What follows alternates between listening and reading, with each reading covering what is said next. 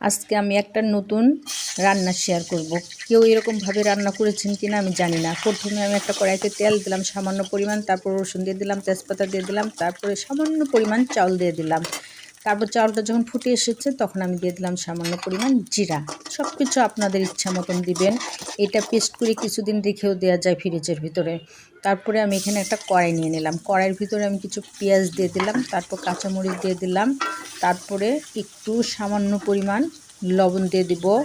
লবণ দিয়ে একটু নাড়াচাড়া করব।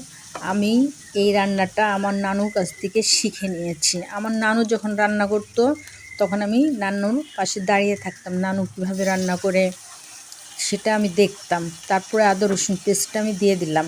আদা রসুন পেস্ট দেওয়ার পরে আমি সামান্য পরিমাণ মরিচের গুঁড়ো দিয়ে দিলাম, সামান্য পরিমাণ দিতে হবে। তারপরে হলুদের গুঁড়ো দিয়ে দিলাম সামান্য পরিমাণ।